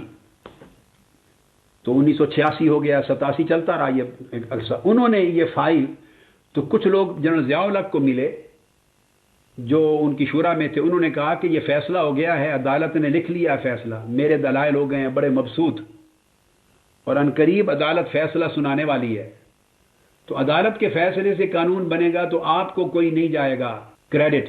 انہوں نے کہا چونکہ آپ حدود آرڈیننس جاری کر رہے ہیں اور کر چکے ہیں یا کر رہے ہیں، تو حدود میں آپ خود شامل کر لیں اور بطور ordinance as an act of parliament کی طرف سے اس کو جاری کر دیں تو کریڈٹ آپ کو چلا جائے گا کہ آپ نے دین کی خدمت کی ہے. تو بجائے اس کے کہ یہ فیصلہ عدالت سے اناؤنس ہو، آپ اناؤنس کر دیں پارلیمنٹ کی طرف سے. تو تب جنرل ضیاء الحق صاحب نے عدالت کو آرڈر بھیجے کہ پوری فائل اور فیصلہ مجھے بھیج دیا جائے. انہوں نے منگوا لیا اور جو فیصلہ لکھا تھا اسے ایکٹ آف پارلیمنٹ بنا دیا، اور اس طرح یہ قانون بنا پارلیمنٹ کے ذریعے. تو بتانا یہ چاہتا ہوں کہ یہ تحفظ حرمت رسالت اور ناموس رسالت کا قانون جو توہین رسالت کے باب میں 295C، یہ صرف اور صرف آپ کے اس خادم اور آپ کے بھائی کے ذریعے اللہ نے بنوایا ہے. اس میں کسی اور کا کنٹریبیوشن نہیں ہے. اور یہ تاریخ جانتی ہے، جو آج سے جن کی عمر 26 سال پہلے جو سن شعور میں تھے اور جن کو زمانے کے واقعات یاد ہیں، ان کو خبر. آپ میں سے کئی بیٹھے ہوں گے اس زمانے کے جن کو یہ ساری سٹوری یاد ہوگی. ذرا ہاتھ کھڑا کریں. زیادہ عمر والے سب لوگوں کو پتا ہے، یہ لاہور ہائی کورٹ کی پوری بلڈنگ در و دیوار گواہ ہے. سوال یہ ہے کہ یہ قانون ناموس رسالت کا بنوایا جس شخص نے ہے اس ملک کی تاریخ میں، کچھ خدا کا خوف ہونا چاہیے. ان کے اوپر اس طرح یہ زبانیں کرنی، ہمارا تو کچھ نہیں جاتا. اس سے آپ لوگوں کی اپنی ثقافت پر اور اعتماد پر اس پہ حرف آتا ہے اور دین کا مذاق اڑتا ہے. یہ تو میں نے پہلی بات کی. 2-3 چیزیں اور دیکھ لیں. بدقسمتی یہ ہے کہ علمی مسائل سنجیدگی سے حل کرنے کے لیے ہوتے ہیں اور اہل علم کی مجلس کے لیے ہوتے ہیں. جیسے آج ایک مجلس بلائی آپ لوگوں کے تقاضے پر، یہ سڑکوں پر لا کے سٹیج لگا کے عوامی جذبات بھڑکا کے اچھالنے کے لیے نہیں ہوتے. اگر یہ کام شروع ہو جائے تو یہ تو ان لوگوں کی خوش قسمتی ہے کہ ملک میں علم کا کلچر نہیں بچا. کوئی اہل علم، اہل تحقیق، اہل تفقہ کثیر لوگ نہیں رہے. کوئی ہیں تو چلو وہ انوالو نہیں ہوتے، ڈر ڈور کے چپ رہتے ہیں کہ کیا اس گورکھ دھندے میں آنا. کوئی ان کو چیلنج کر دیں تو یہ ہر روز شکست کھا کے گھر آ جائیں. جتنی غیر عالمانہ، غیر معتبرانہ، غیر فقیہانہ یہ باتیں کرتے ہیں اور دین کے مسائل کو جس طرح سوکیانہ طریقے سے اچھالتے ہیں، جس میں نہ علم، نہ تحقیق، نہ شعور، تو اس سے دین کی حرمت پہ حرف آئے. تحفظ حرمت رسالت کا نام لیتے ہوئے اہانت حرمت دین کے مرتکب ہو جائیں. ہر روز حرمت دین کی اہانت کروائیں ہر روز، اور یہ کچھ ہو رہا ہے. جب بھی ایسے مواقع آئے ہیں تو انہوں نے صحیح روش کبھی نہیں اپنائی کہ علمی جنگ لڑیں اور اس مسئلے کا حل کروائیں. ہمیشہ علمی محاذ پہ شکست کھائی ہے. میں 3-4 واقعات دیتا ہوں آپ کو اور میدان میں آ کے شور شرابہ کر کے لوگوں کے ذہن پر آگندہ کیے. اب دوسرا واقعہ 1982 کا ہے. پہلا میں نے وفاقی شرعی عدالت کا قانون توہین رسالت کا پوری ہسٹری سنا دی. 1982 میں وفاقی شرعی عدالت اسلام آباد میں، اس میں ضیاء الامت حضرت پیر کرم شاہ صاحب رحمۃ اللہ تعالی علیہ اس میں جج تھے. بعد میں جب 1985 کا یا کوئی زمانہ آیا تو وہ سپریم کورٹ کی غالباً ایپلیٹ شریعت بینچ بن گیا تھا، تو پروموٹ ہو کے سپریم کورٹ کے شریعت بینچ میں چلے گئے تھے، اور غالباً ان کی جگہ پھر مفتی شجاعت علی قادری صاحب اس وفاقی شرعی عدالت میں آ گئے تھے، جس کا ذکر میں نے قانون تحفظ ناموس رسالت کے باب میں کیا ہے۔ 1982 میں حضرت پیر کرم شاہ صاحب رحمۃ اللہ علیہ بھی جج تھے، اور مفتی مولانا تقی عثمانی بھی اس میں جج تھے، اور بھی کئی علماء تھے، اور جسٹس شیخ آفتاب حسین یہ اس کے چیف جسٹس تھے وفاقی شرعی عدالت کے۔ اب میں اس لیے چند چیزیں آپ کو بتا رہا ہوں چونکہ بعض علماء کرام جو ہمارے محبت کرنے والے اور تعلق میں ہیں اور جو بہت زیادہ عمر رسیدہ نہیں ہیں، اب یہ 1982 کی بات ہے، گویا اس کو گزر گئے 28 سال۔ تو کیا ہوا یعنی اس اینگل سے، تو وہ میں ان کی یاداشت میں لانا چاہتا ہوں، ریکارڈ پر آ جائے تاکہ انہیں معلوم ہو۔ تو رجم کو چیلنج کر دیا، جنرل ضیاء الحق نے قانون جاری کر دیا تھا، حدود آرڈیننس، اور شادی شدہ مرد اور عورت کی بدکاری پر رجم کی سزا جو حد ہے سنت سے، اس کا انکار کر دیا گیا، کسی نے اس کو چیلنج کر دیا۔ اب یہ تمام علماء کئی مہینے کیس چلتا رہا، اس عدالت میں پیش ہوئے، وفاقی شرعی عدالت میں، کراچی سے لے کے پشاور تک سب پیش ہوئے، اور یہ عدالت کو مطمئن نہیں کر سکے۔ یہ سطح ہے، علمی سطح کا یہ عالم ہے۔ اس عدالت کو، جس عدالت میں خالی کو سیکولر لوگ نہیں بیٹھے، وہ شیخ آفتاب حسین بھی دیندار آدمی تھے مگر بڑا تحقیق رکھنے والا آدمی تھا، بڑے مطالعہ والا آدمی تھا، اور جس میں بڑے بڑے جید اکابر علماء بھی جج ہیں، ممبر ہیں، تو کم سے کم ایک ماحول ہے۔ 7 ججز کا وہ وفاقی شرعی عدالت کا بینچ تھا پورا، اور یہ مطمئن نہیں کر سکے کہ رجم جو ہے وہ حد ہے۔ میں اس کی تفصیل میں نہیں جاتا، وہ پھر کبھی موقع ملا آپ تو آپ پوچھیے، میں بتاؤں گا۔ میں آپ کو موٹے واقعات کوٹ کرنا چاہتا ہوں۔ نتیجتاً وفاقی شرعی عدالت نے 225 صفحات پر مشتمل رجم کے خلاف شرعی فیصلہ جاری کر دیا اپنا، شرعی عدالت کا، ثابت کرتے ہوئے کہ رجم حد نہیں ہے۔ یہ غلط تصور ہے۔ رجم کی سزا اگر کسی نے دینی ہو تو بطور تعزیر دے سکتے ہیں PPC کے تحت، مگر شریعت میں بطور حد ثابت نہیں ہے۔ یہ 225 صفحات کا فیصلہ جاری ہو گیا، چھپا ہوا ہے، اور PLD PLJ جو ہائی کورٹ سپریم کورٹ کے وفاقی شرعی عدالت کے سرکاری فیصلوں کے جو ریکارڈ چھپتے ہیں ان میں بھی آ گیا۔ اب یہ حضرات جو وہاں ثابت نہیں کر سکے اپنی غوری تحقیق، کیونکہ عمر تو گزرتی نہیں ہے نہ مطالعے میں، نہ لائبریریاں بنانا، نہ کتب کو پڑھنا، نہ متون کو پڑھنا، نہ شروح کو پڑھنا، نہ حواشی کو پڑھنا، نہ اصول پڑھنا، نہ فروع پڑھنا، نہ مجتہدین کے کام دیکھنا، نہ کسی اور کے، وہ تو ہے ہی نہیں، فرصت ہی نہیں، تقریریں کرنی ہے اور بس، یا پکی پکائی مقرر درس کی کتابیں پڑھا دینی بس۔ تو جب بھی کوئی مارکا آیا تو یہ بھاگ گئے وہاں سے، اور حرمت دین کے خلاف ان کی وجہ سے ہار پایا۔ یہ حفاظت حرمت دین نہیں کر سکے علمی کمزوری کی وجہ سے، اور یہ روش بازاری گلیوں کوچوں کے جلوس، جلسے، فتوے بازی، سٹیج، دنگا فساد، اس کی وجہ سے۔ اب اس سے اہل علم تو متاثر نہیں ہوتے بلکہ دین بدنام ہوتا ہے۔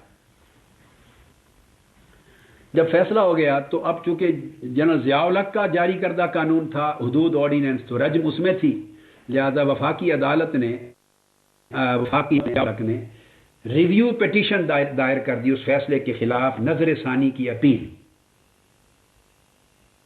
پہلے اس پورے کیس میں کتنے مہینوں چلتا رہا، مجھے نہیں بلایا گیا تھا، اس وقت تک انہوں نے مجھے وفاقی شرعی عدالت کا مشیر مقرر نہیں کیا تھا۔ یہ 1982 کا واقعہ ہے، اس سال مقرر ہوا ہوں میں مشیر وفاقی شرعی عدالت کا، اور پھر سپریم کورٹ کی ایپلیٹ شریعت بینچ کا۔ تو جب وہ دوبارہ ریویو پیٹیشن آئی تو انہوں نے کہا کہ اب کن کو سننا ہے، یہ علماء جو ہیں پورے ملک، ان کو تو ہم سن چکے کئی مہینے، اور انہی کے دلائل کی وجہ سے رجم ثابت نہیں ہوئی، رد ہو گیا۔ اس وقت انہیں حضرت پیر کرم شاہ صاحب رحمۃ اللہ علیہ نے فرمایا، ضیاء الامت نے، کہ ایک صاحب ہیں جن کو نہیں بلایا گیا اور نہیں سن سکا، کون؟ انہوں نے میرا نام لیا، اس مرتبہ ان کو بلا کے سنا جائے۔ تو وفاقی شرعی عدالت نے مجھے بطور مشیر اپوائنٹ کر دیا گورنمنٹ نے، اور مجھے بلایا یہ 1982 میں، اور 20 جون سے لے کر 23 جون تک 3 دن یعنی دوبارہ 18 گھنٹے. یہ تحفظ ناموس رسالت نہیں تھا، یہ تحفظ حرمت دین تھی، تحفظ حدود دین تھی، تحفظ ناموس رسالت تھا. یہ بھی گستاخی بنتی ہے کہ حدود کا کوئی مذاق کر دے اور انکار کر دے جو آقا علیہ السلام نے مقرر کی اور نافذ کی. تو 20 سے 23 جون تک 3 دن 18 گھنٹے مسلسل میں نے دلائل دیے. اب میں آپ کو واللہ باللہ تاللہ کہہ رہا ہوں قسم کھا کر، اللہ گواہ ہے، ہمارے مسلک کے سارے علماء بھاگ گئے تھے. ریویو پٹیشن میں ایک بھی نہیں آیا وہاں کہ پہلے ہی ان کی اتنی پسپائی ہو چکی تھی. یہ صرف جلسے جلوس کر کے لاؤڈ اسپیکر پکڑ کے گلے پھاڑنے کے لیے.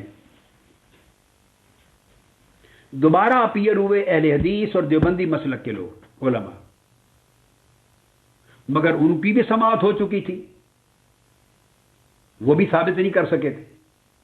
مگر بہر صورت جب 3 دن میرے دلائل ہوئے تو میرے پیچھے پورا کمرہ عدالت کا ان علماء سے بھرا ہوا ہوتا تھا،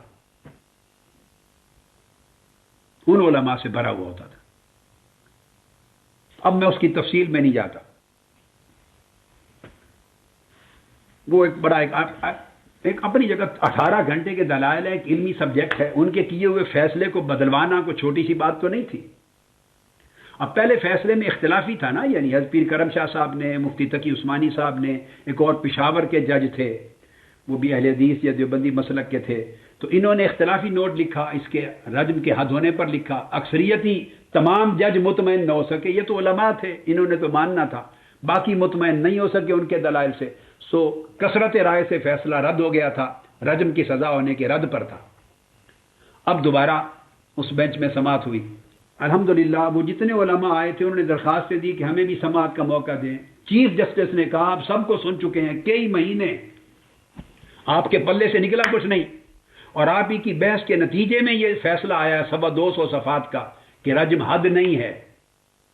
اب کیا سننا ہے آپ سے؟ تاہم انہوں نے کہا آپ اگر کو لکھ کے لائے ہیں یا نہیں تو لکھ لیں اور لکھ کے رجسٹرار کے بعد جمع کرا دیں. کیونکہ پہلے دن جب انہوں نے 3-4 گھنٹے 2-3 گھنٹے مجھے سن لیا، انہوں نے کہا کہ اب ہم قادری صاحب کو ہی سنیں گے. جتنے دن سننا پڑا، 250 صفحات کا ہم فیصلہ لکھ چکے ہیں، ہم نے اپنا ذہن بدلنا ہے یا نہیں بدلنا، اس کے لیے بہت قوی دلائل چاہیے جو ہمیں مطمئن کرے، اور وہ جو کچھ ملے گا ان سے ملے گا، آپ سے کچھ نہیں ملنا. لہذا اب کسی اور کی سماعت نہیں ہوگی، آپ دلائل دینے ہیں تو رجسٹرار کو جمع کرا دیں. الحمدللہ تعالی 18 گھنٹے کی بحث کے بعد پھر وہ فیصلہ آیا، اور اس بینچ نے متفقہ فیصلہ کر کے اپنے پہلے فیصلے کو واپس لے لیا اور رجم کو حد تسلیم کیا.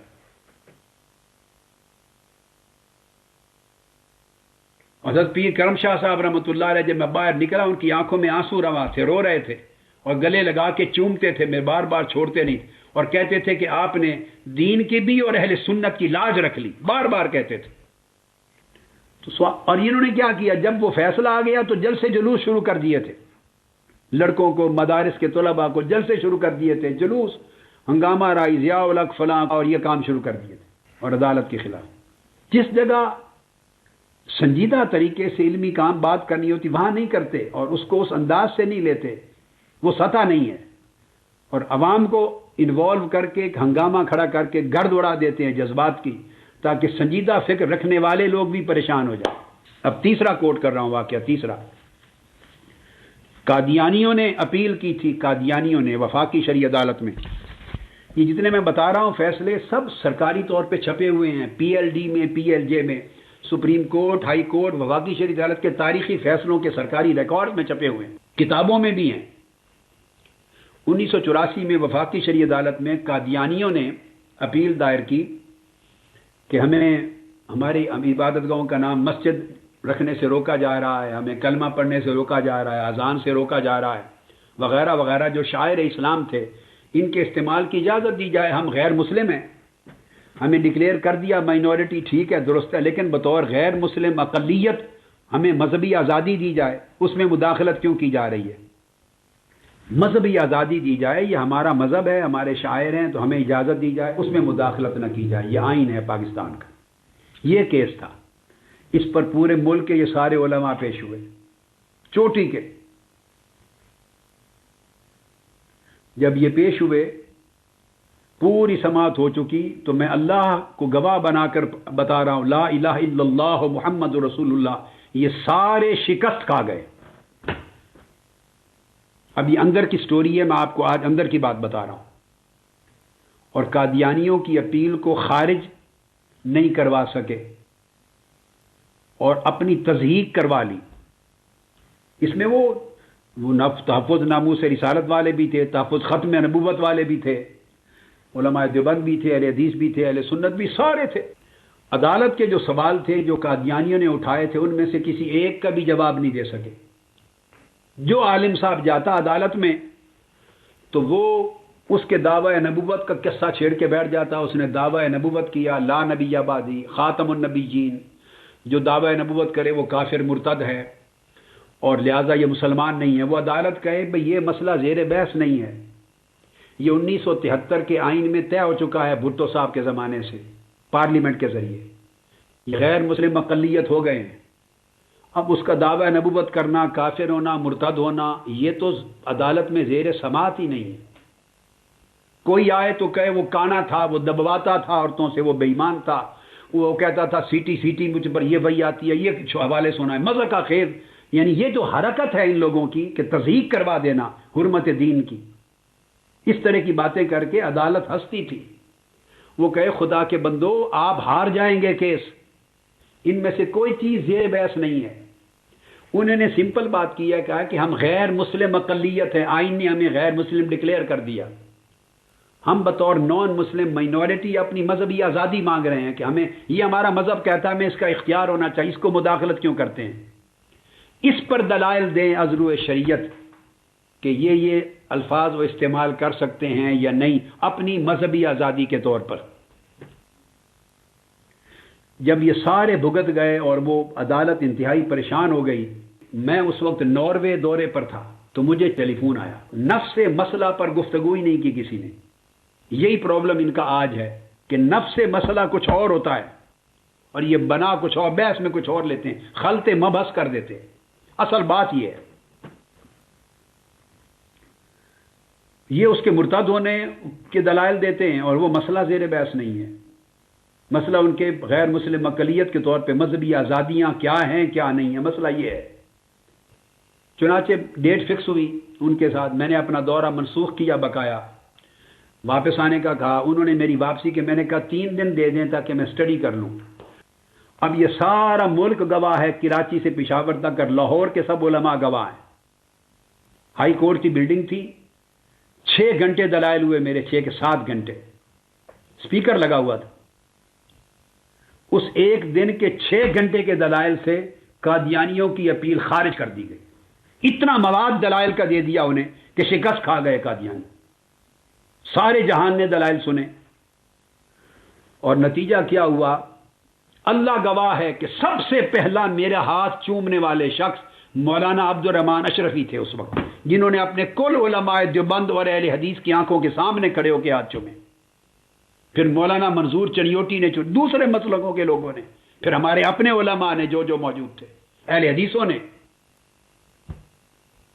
انہوں نے جو کہ پہلی بار سنا تھا یہ واقعہ براہ راست زیادہ اجتماع علماء کا، تو پھر وہ بڑے نعرے لگاتے رہے. خیر الحمدللہ آقا علیہ السلام کی نوکری تھی، ہم تو ہمیشہ خدمت سگانہ کرتے رہے ہیں اپنے آقا کی، ایک ادنا کتے کے طور پہ حضور کی دین اور حضور کی حرمت و عزت کی حفاظت کے لیے لڑتے رہے. تو یہ عالم ہے ان کا، اور اس کے نتیجے میں وہ فیصلہ ہوا. پھر یہ نواز شریف صاحب کے زمانے میں جب ایک وفاقی وزیر نے بلا سود بینکاری کو چیلنج کر دیا تھا، آپ کو سامنے ہے، پورے ملک میں کوئی جواب نہیں دے سکا. پھر اس پہ 4 گھنٹے کا 3 گھنٹے کا خطاب 4 گھنٹے کا کر کے دلائل دیے، کتاب لکھی اور کتاب پیش کی، جس پر انہوں نے خط لکھ کے معذرت کی مجھ سے. پھر مگر اب آپ ایک اور انٹرسٹنگ بات بتاتا ہوں. 1993 کا واقعہ ہے. میں نے مطالبہ کیا 1993 میں حکومت ایران سے، گستاخی کا واقعہ پیش آیا تھا کہ وہ فتویٰ جاری کرے آیت اللہ خامنئی ازواج مطہرات، صحابہ کرام اور ائمہ کرام کی گستاخی کو حرام قرار دے.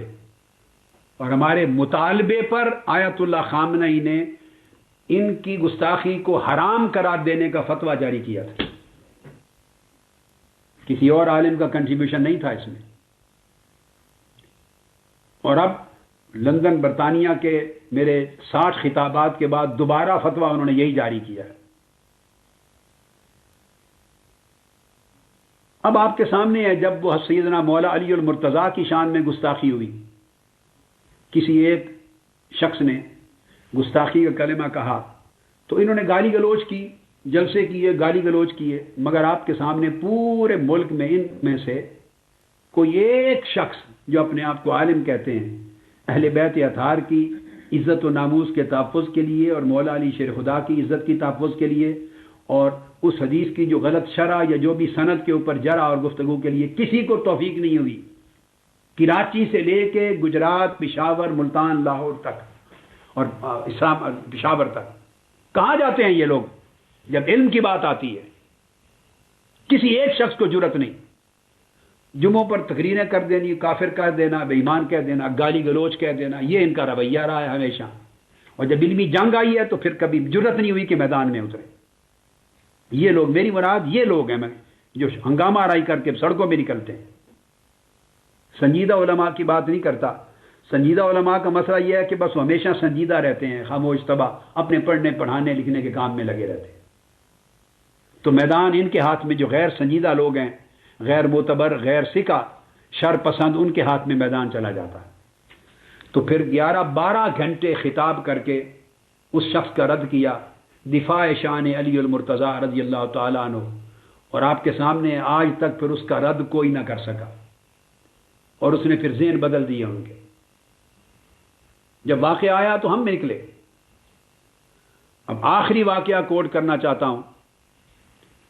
یہ پچھلے سال برطانیہ میں 3 ٹی وی چینل ہیں اہل تشیع کے، رافضی لوگوں کے 3. اب انہی مولویوں میں سے ایک مولوی میں نام نہیں لوں گا، جو ہمارے خلاف زبان درازی کرتے، فتویٰ بازی کرتے اور کفر کے فتوے لگاتے، تھکتے نہیں ہیں. انہی میں سے 1-2 مولویوں نے کسی ٹی وی چینل پہ ان کو چھیڑ دیا. اچھے بھلے معاملات چل رہے تھے، شیعہ لوگ اپنا عقیدے کے مطابق ٹی وی چینل چلاتے تھے، سنی لوگ یہ اپنے عقیدے کے مطابق، ان کے بھی چینل ہیں، اپنے طریقے سے چلتے تھے، کوئی جنگ جدال نہیں تھا. ان میں سے ایک نامور آدمی جو پاکستان بھی آتے فتنہ شر کرتے ہیں، انہوں نے ان کو چھیڑ دیا اور فتویٰ بازی ان پر کر دی. انہوں نے جوابی کارروائی شروع کر کے حضرت شیخین کریمین رضی اللہ تعالیٰ عنہ، سیدنا صدیق اکبر اور سیدنا فاروق اعظم رضی اللہ تعالیٰ عنہ کی شان میں پھر وہ گستاخی شروع کی اور وہ کفریات بکے، وہ لغویات بکے، وہ کفریات، وہ دلالات انہوں نے انتہا کر دی. اور 8 مہینے، 9 مہینے یا سال لگے رہے، اور نتیجتاً لاکھوں گھرانوں میں نوجوان نسلوں اور سادہ مسلمانوں کے عقائد کو متزلزل کر دیا. حتیٰ کہ خود علماء کے ذہنوں میں بھی پریشانی اور اضطراب پیدا کر دیا. پھر یہ کہاں گئے تھے یہ سارے؟ وہ چند علماء جو اپنی بساط بر جواب دے سکتے تھے ٹی وی چینل، وہ تکبیر ٹی وی چینل کے ذریعے، وہ بیچارے دیتے رہے، بالآخر تھک گئے. یہ سب دم دبا کے بھاگ گئے تھے. پھر ان کا منہ کوئی نہیں روک سکا. وہ کچھ اور باتیں کرتے تھے، یہ اور باتیں کرتے تھے. اب جب ان کو چھیڑ دیا آپ نے، انہوں نے کفریات بکنی شروع کی، اور جو ایشو اٹھائے تو ایک ایک ایشو کو لے کے پھر رد کرو دلائل سے کہ مزہ ہے، دنیا سمجھے. وہ میدان ہی نہیں ہے ان کا. میدان صرف فتنہ پروری ہے. بالآخر وہ سارے علماء برطانیہ کے اہل سنت مل کر انہوں نے اجلاس کیا، مجھے ریکویسٹ کی، میں علیل تھا. پھر میں نے خطاب ریکارڈ کروائے، کوئی تقریباً 45 گھنٹے کی دورانیے کے تقریباً خطاب ریکارڈ کروائے، 45 گھنٹے کے دورانیے کے. اور وہ قسطیں 60 کے قریب بن گئیں ٹی وی کے لحاظ سے. میں نے انہیں صرف کہا کہ جو ایشو انہوں نے اٹھائے ہیں لکھ کر مجھے بھیج دیں. ہمارے علماء، میں آپ کو بتا رہا ہوں، میرے سامنے ہاتھ جوڑ کے کہتے تھے فون پہ، خدا کر کے ہماری کتابوں سے انہوں نے ثبوت دے دیے ہیں. یہ علماء کا حال ہے. مجھے کہتے تھے ہماری کتابوں سے ثبوت دے دیے ہیں. کون سی کتابوں سے؟ فلاں کتابوں کی روایتیں دے دی ہیں. کیا کریں؟ کہتے ہم بڑے برے حال میں ہیں اس وقت، خدا کے لیے کریں. میں علیل تھا. میں نے کہا اچھا ٹھیک ہے، میں نے ذمہ داری لے لی. پھر وہ 2 مرتبہ چلے، 60 خطابات کی سیریز میری چلی، پھر پوری دنیا میں آپ لوگوں کے سامنے بھی ہوگی، آپ کے ہاتھ میں. الحمدللہ تعالیٰ صحابہ کرام، خلفائے راشدین اور بالخصوص شیخین کریمین رضی اللہ تعالیٰ عنہما، ان کی حرمت اور ناموس اور شان کے تحفظ پہ وہ دلائل فراہم کیے کہ اگر 100 سال میں ان کے 1000 آیت اللہ اگلے پچھلے مردہ زندہ جمع ہو کے آ جائیں تو 100 سال تک کوئی رد نہیں کر سکے گا انشاءاللہ. 100 سال تک رد نہیں کر سکیں گے. ان کی نسلوں سے اس کے رد کی صلاحیت ختم کر دی. پھر وہ دلائل آئے. ان کو کبھی توفیق نہیں ہوئی کہ جب یہ اس طرح ان کا حال ہوتا ہے اور جو خدمت آقا علیہ السلام کے غلام کرتے ہیں منہاج القرآن کے ذریعے کہ چلو اس کے ساتھ کچھ اللہ کا شکر ادا کر دیں، کبھی توفیق نہیں ہوئی. جب ایسا معاملہ ہو جاتا ہے خیر کا تو اس کے بعد ایک نیا کوئی نیا ایشو چھیڑ کے فتنہ شروع کر دیتے ہیں. یہ ایک ایجنڈے پر ہے. اور ابھی یہ جو پیس کانفرنس ہوئی ہے، انٹرنیشنل پیس اور ہیومینٹی کانفرنس، جس کے اوپر کئی لوگوں نے یہاں زبان درازی کی ہے، آپ اندازہ کریں. میں آپ کو مبارکباد دینا چاہتا ہوں، الحمدللہ ثم الحمدللہ، تعدیث نعمت کے طور پر. یہ میرے دل میں تھا کہ ہوگا، کہ کوئی ایک سبیل میں نے وضع کی کہ جس میں 1000 غیر مسلم جمع ہوں، ان کو سٹیج پر اور اجتماع میں بلاؤں، 12000 مسلمانوں کے اندر آئیں بیٹھیں ہزاروں کی تعداد میں، ہیومینٹی کے نام پر ان کو اپنی مذہبی رواداری کے مطابق پیس پریئر، اپنے اپنے مذہب کی روایات کے مطابق امن عالم کے لیے دعا کریں، ان کو حوصلہ دوں اور اس حوصلے کے ساتھ بٹھا کر پھر انہیں گھنٹوں اپنے مصطفیٰ کی باتیں سناؤں، اپنے آقا کا دین بتاؤں، حضور کی سیرت بتاؤں، حضور کی رحمت کا حال بتاؤں، شفقت بتاؤں، احسان بتاؤں، جو انہوں نے کبھی زندگی میں نہیں سنا کہ پیغمبر اسلام کا عالم کیا تھا. میں چاہتا تھا کہ ہزاروں کی تعداد میں آئیں اس بہانے اور سنیں. الحمدللہ وہ ہوا. مبارکباد یہ ہے، کل شام کو پہلا ٹیلی فون آیا ہے مجھے کہ ان آنے والوں میں سے قبول اسلام کا سلسلہ شروع ہو گیا ہے. مبارکباد آئی ہے ہمارے فضلاء میں سے دیا کہ انہوں نے آ کے قبول اسلام کر لیا ہے اور ہمارے مرکز پہ آ کے اسلام کی تعلیم، نماز، طہارت بھی شروع کر دی اور ایک سلسلہ شروع ہو گیا. انہوں نے کہا خدا کی قسم ہمیں نور اور روشنی اس دن ملی ہے اسلام کے بارے میں. ہمیں تو پتہ ہی نہیں تھا کہ پیغمبر اسلام ایسے ہیں. ہم تو کارٹونوں کی قصے اور سارے جرم جو کچھ مغرب میں سنتے سن کے اسی میں پیدا ہوئے پلے تھے. ہم نے تو اور رنگ دیکھا تھا. ہمیں تو زندگی میں پہلی بار پتا چلا کہ اسلام کے پیغمبر کون ہیں اور اسلام کی تعلیم کیا ہے. اب قبول اسلام ہو گیا اور یہ انشاءاللہ سلسلہ جاری ہو رہے گا. مقصد میری بات کرنے کا یہ ہے کہ ذہن میں اتنی وسعت، شعور ہونا چاہیے کہ وہ باتوں کو اپنی صحیح جگہ پہ رکھ کے سمجھ سکیں اور بجائے فتووں کا ایک طوفان بپا کر دینے کے اور ہنگامہ آرائی اور اس کو عوامی اور سوکیانہ رنگ دینے کی بجائے علمی مسائل کو سنجیدگی سے سمجھیں. اب گفتگو کے دوسرے حصے کی طرف آ رہا ہوں جو نفس موضوع اور نفس مسئلہ کی طرف لے جائے گا. یہ گفتگو تمہیدی تھی. کہنے کا مقصود یہ تھا کہ جب آپ ایسا ماحول کریٹ کر دیتے ہیں نا، ہمیشہ مذہبی جذبات کو لے آتے ہیں، تو الٹیمیٹلی دین کا نقصان ہوتا ہے. میں یہ کہنا چاہتا ہوں